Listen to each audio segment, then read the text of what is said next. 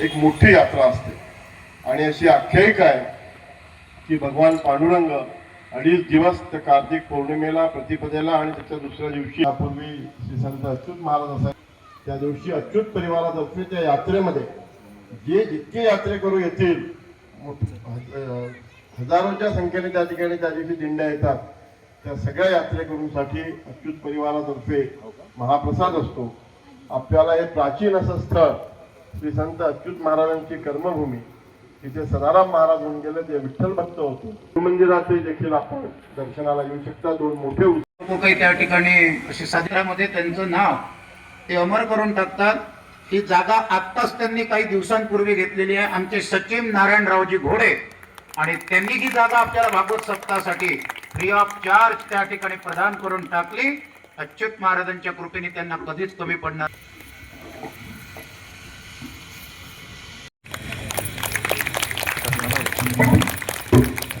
त्यांचे आभार कितीही मानू कमी नाही आहे। आणि ते सगळं आपलं जे पण हॉस्पिटल तथा तपोवन जिथे कुष्ठरोग्यांची निस्वार्थ सेवा होते अशा ठिकाणी सगळ्या गोष्टी टाळ्या वाजवाव्या।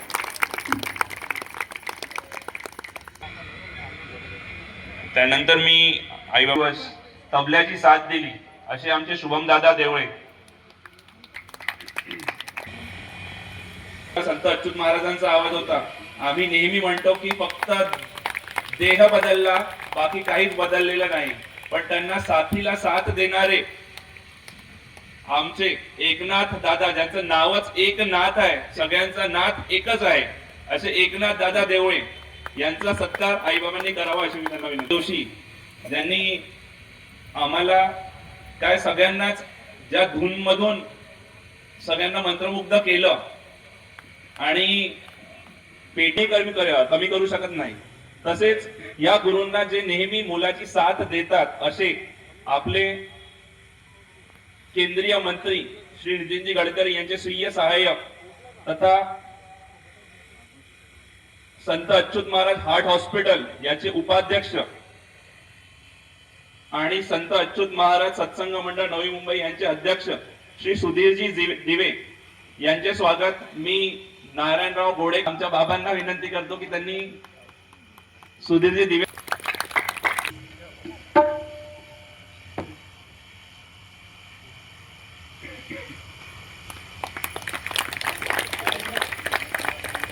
मी धनश्री काकूंनाही विनंती करतो सौ धनश्री सुधीरजी दिवे काकूंना की त्यांनी सुद्धा स्वागत करा। ज्या माय माऊलीच्या साथीने सुधीर काका प्रत्येक डिसिजन इझिली घेऊ अशा आमच्या सौ धनश्री दिवे काकू।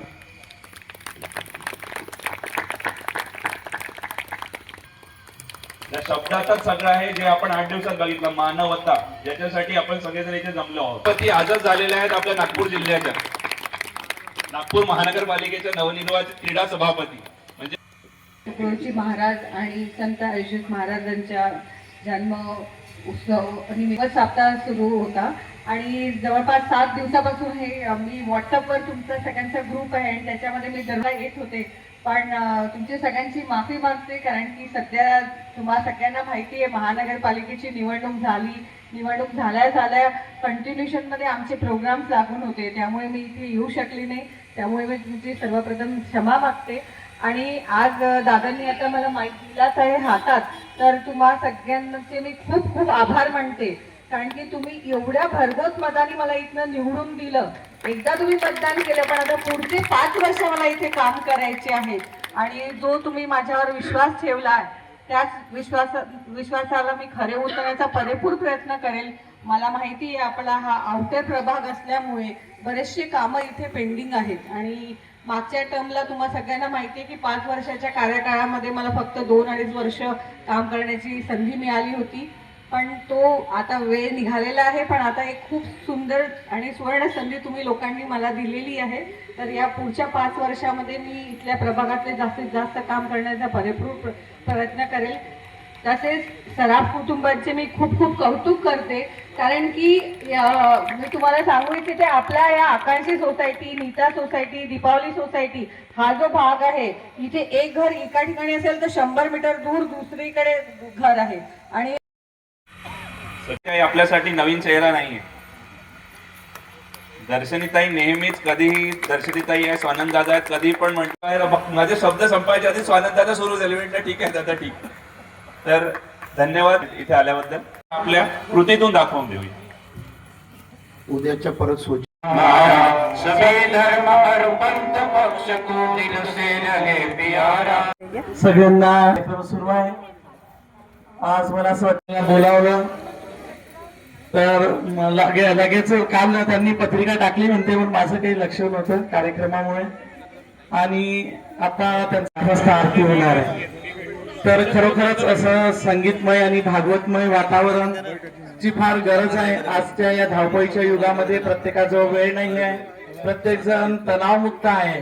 आणि अशामध्ये आपल्याला ह्या भागवत भक्तीची, अच्युत महाराजांचं श्रीमद भागवत कथा याची फार गरज आहे. आणि या ठिकाणी आयोजकांनी आयोजन केलं त्याबद्दल मी त्यांचे खूप आभार मानते. असेच कार्य सुरू ठेवावे, आमचं सुद्धा त्यामध्ये सहकार्य राहील आणि सगळ्यांना त्याचा लाभ व्हावा. आताच इथे टेकडी गजानन मंदिरामध्ये सुद्धा माध्यमातून उद्या सकाळी 9 वाजता सर्वांनी मुलमुले यांचं सुद्धा हरिकीर्तन होईल. या कीर्तनाला सुद्धा सर्वांनी 10:30 वाजता उपस्थित राहावं.